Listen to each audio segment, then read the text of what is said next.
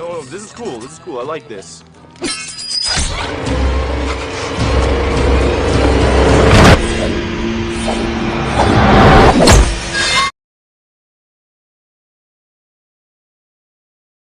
Halo semua, perkenalkan nama saya Sitalo. Bagaimana kabar kalian semua? Saya doakan sehat selalu dan rizkinya dimudahkan semua. Makasih telah menyempatkan untuk menonton alur cerita yang saya buat, Tucker dan Dale versus Evil, bergenre horor komedi. Menceritakan dua orang dusun yang menggemaskan sedang menuju ke kabin liburan, pemecah masalah mereka untuk minum bir, memancing, dan bersenang-senang.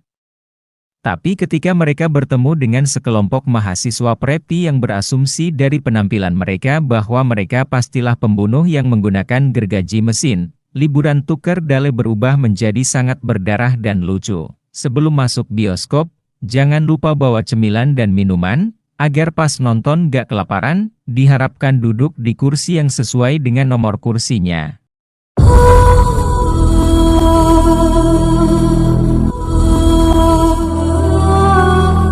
Film diawali wartawan sedang meliputi rumah kosong, dengan berani memasuki rumah kosong tanpa izin, hingga hal tidak diinginkan terjadi. 3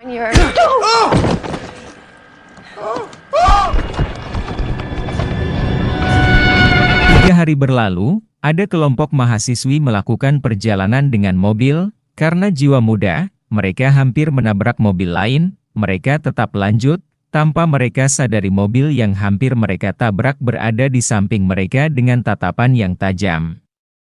Karena tidak ada stok bir, mereka mampir di market terdekat.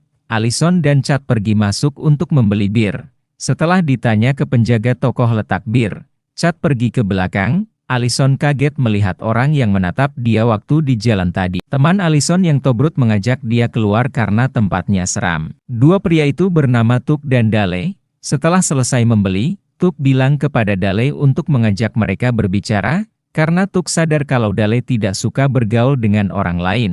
Setelah diyakinkan sama Tuck, Dale langsung menuju ke arah Allison dengan membawa sabit tinggi. Dale coba menyapa sambil tertawa. Chad datang dan menyuruh temannya masuk ke dalam mobil semua.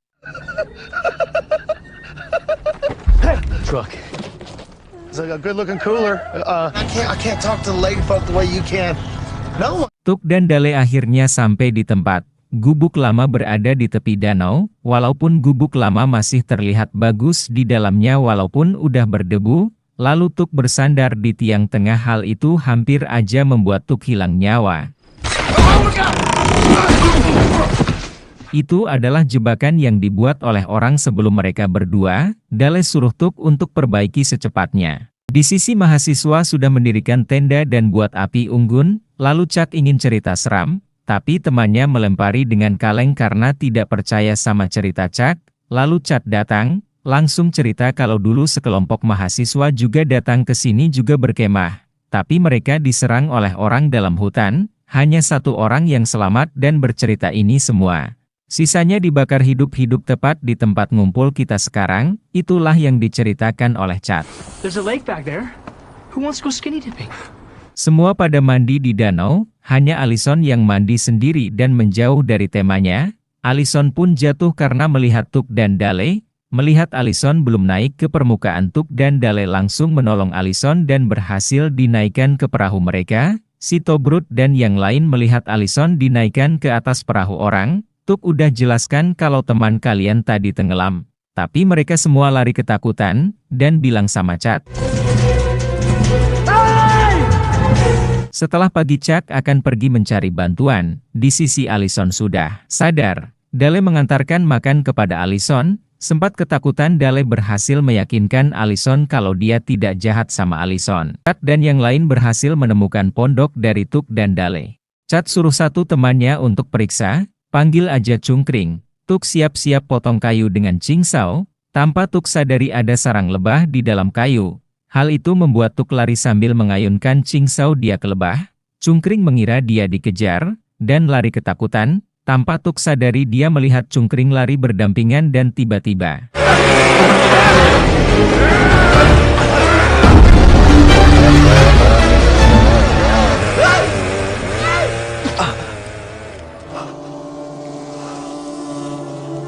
Tuk kembali ke pondok dengan wajah yang bengkak. Setelah diobati, Tuk dan Dale pergi keluar mencari teman Allison. Karena mereka juga lari ketakutan melihat lebah, Dale menyuruh Allison tetap di sini dulu. Chad dan kawan-kawan melihat cungkring sudah tewas. Chad sudah mengira ini tanda mereka tinggalkan kepada mereka, lalu bersembunyi karena mendengar suara Tuk dan Dale. Tuk dan Dale berteriak memanggil nama mereka semua tapi tidak ada jawaban. Dale meninggalkan pesan di kayu kepada mereka.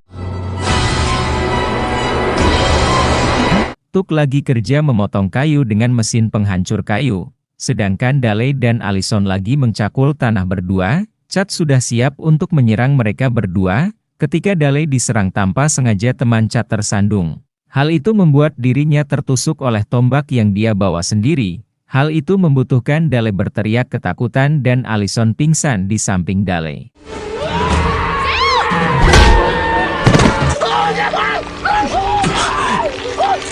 Di sisi Tuk, teman Chad sudah siap menyerang. Tanpa sengaja temannya malah masuk ke dalam mesin penghancur kayu. Hal itu membuat Tuk juga teriak ketakutan sambil mengeluarkannya juga tapi tidak bisa.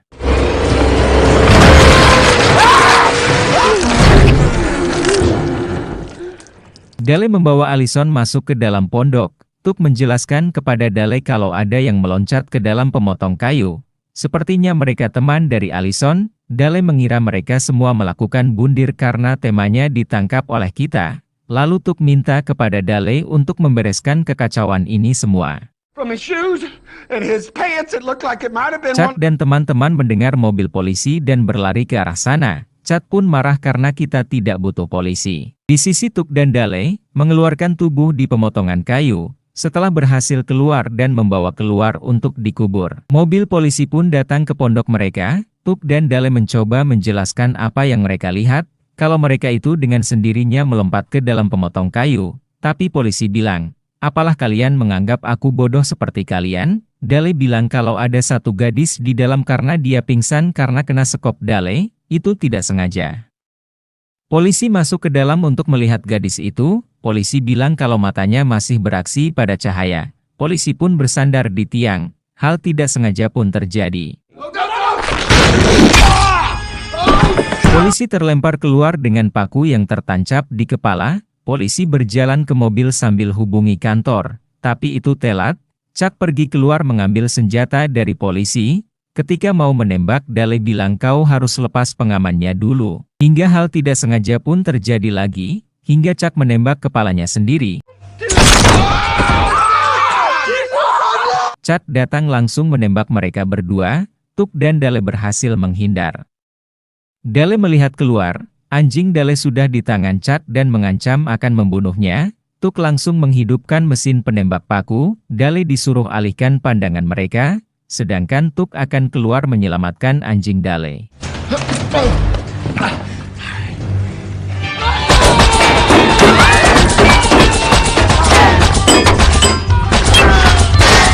Dale menembaki mereka sedang bersembunyi, sedangkan Tuk keluar menyelamatkan anjing Dale.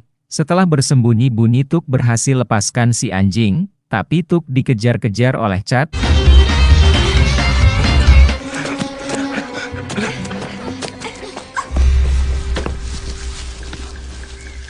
Oh God, please, no. Tuk sadar dengan posisi tergantung terbalik, lalu Chad mendekat dan memotong jari tangan Tuk. No! Allison pun sadar. Allison melihat darah di tangan Dale. Allison coba bertanya darah siapa. Dale bilang kalau sangat sulit menjelaskannya, lalu pintu terdengar ada yang mengetuk. Allison coba melihat keluar. Dale udah coba untuk melarang jangan keluar tapi Allison tetap keluar. Allison sangat kaget melihat mayat bergeletakan di tanah. Lalu Allison mengambil bungkusan kain dan dibawa ke dalam. Ketika dibuka, Allison kaget melihat 2 jari dibungkus dan kertas putih. Dale menyuruh Allison untuk melihat kertas putih, dan bilang kami menangkap temanmu dan selamatkan dia. Dale pun pergi menyelamatkan Tuk secepatnya. Allison coba menjelaskan kalau teman-temannya itu salah paham. Mereka mengira kamu menyakiti aku, apalagi pas pertama ketemu di tokoh itu. Dale menjelaskan waktu di tokoh itu, dia hanya gugup aja bicara sama wanita cantik. Dale bilang kenapa temannya mengira aku orang jahat, karena tampilan aku begini, dan bilang sama temanmu kalau ketemu nanti. Kalau aku tidak pernah menyakiti orang sama sekali. Dale pergi keluar dan ketemu sama topi dari Tuk, lalu melihat Tuk yang tergantung terbalik dan tiba-tiba. Beruntung Dale selamat dari jebakan yang dibuat Chad. Hampir saja burung Dale melayang terbang, lalu Tuk berhasil dilepaskan.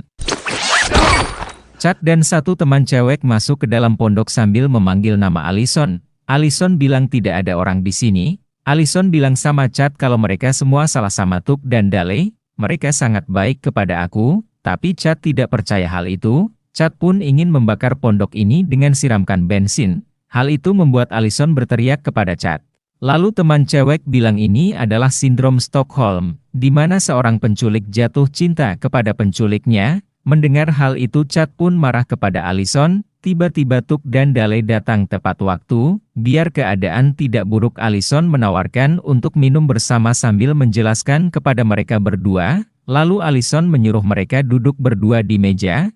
Lalu Allison menuangkan teh kepada mereka berdua. Lalu menyuruh mereka berdua bercerita agar tidak salah paham. Diawali oleh Chad bercerita kalau dia berada di kandung ibunya. Ibunya diburu oleh orang gunung seperti kalian. Ibunya berhasil kabur tapi tertangkap kembali. Tapi ibunya berhasil melawan dan kabur tapi tidak dengan ayahnya. Ayah dibakar tanpa meninggalkan jejak sama sekali. Di luar pondok dua teman Chad sudah siap menyerang balik. Mendengar cerita dari Chad, Dale sungguh perhatian, tapi Dale bilang kalau itu tidak ada sangkutannya dengan dia karena saat itu dia masih berumur 6 tahun, tapi Chad tidak percaya itu semua dan tiba-tiba dua teman Chad datang menyerang Tuk, tapi Tuk berhasil menghindar. Hal itu membuat keadaan kacau. Chad membalikan meja, hampir aja membuat Dale kena kapak dari Chad. Setelah Chad dapat pukulan dari Tuk, Chad melempar lentera api, tapi kena kaki temannya. Si Tobrut menyiram pakai tapi malah buat api makin besar dan menyala ke arah bensin, dan tiba-tiba ledakan pun terjadi.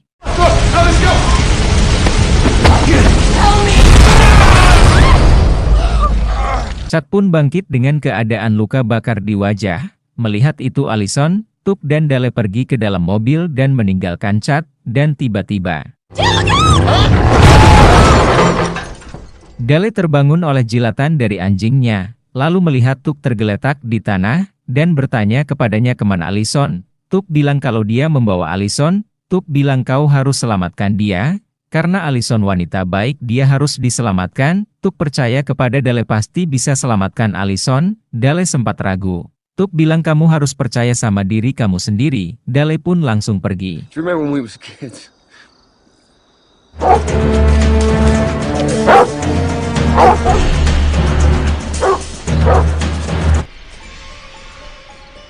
Dale dan anjingnya sampai di sebuah rumah. Di sisi Allison, dia diikat di atas pemotong kayu sama Chad. Dale pun pergi ke gudang untuk bersiap bagaimana berhadapan dengan orang gunung sebenarnya. Ketika keluar, Allison pun kaget melihat Dale. Lalu Dale membuka topeng dan mendekat ke arah Allison dan melepaskan ikatannya. Tiba-tiba Chad menyalakan mesin potongnya. Dale berusaha untuk membuka tali, tapi dia dihalangi oleh Chad. Walau fokus Dale terbagi dua, dia berhasil melayangkan kapak hingga tali mengikat Allison berhasil terpotong dan lepas. Setelah Allison aman, Dale mulai pertarungan lagi. Dale langsung naik ke atas sama Allison. Bring it, frat bitch.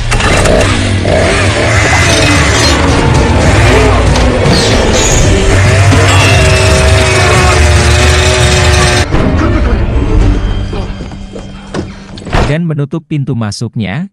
Sambil mencari senjata, Allison menemukan koran lama di mana ada dua orang polisi menangkap satu orang yang selamat dari hari pembantaian di hutan. Dale bilang dia sangat mirip sama orang di bawah itu. Lalu Chad datang sambil membelah pintu masuk dengan cincau. Dale bilang kalau dia juga bagian dari orang gunung dan melihatkan koran kepadanya. Tapi Chad tidak percaya sama sekali dan menyerang kembali dan tiba-tiba Everything is alive. sudah banyak polisi datang ke pondok Dale dan Tuk, lalu menyampaikan sebuah berita, kalau berita telah terjadi bundir besar-besar dari seorang mahasiswa yang tidak stabil sama mental mereka belajar. Di rumah sakit, Dale menjenguk Tuk yang lagi dirawat sambil menunjukkan kalau jarinya sudah ada gantinya, walaupun Tuk merasa kalau satunya lagi bukan jarinya. Di akhir film, Dale dan Allison main bowling. Terlihat Allison sangat senang sekali. Hingga adegan beradu jigong terjadi juga dan film pun selesai. Should we go help her? Hell no. Hikmah yang bisa kita ambil dari film ini, jangan nilai orang dari tampilan luarnya, karena di dalamnya kita semua tidak tahu, sebenarnya Dale hanya ingin berteman dengan mereka tapi semua mahasiswa anggap Dale dan Tuk orang jahat. Ditambah lagi Chad mengompori mereka semua ini adalah salah Chad karena ingin balas dendam karena masa lalu dia dengan orang hutan. Ingat dalam film ini, scene terjadinya pembunuhan hanya tidak sengaja semua.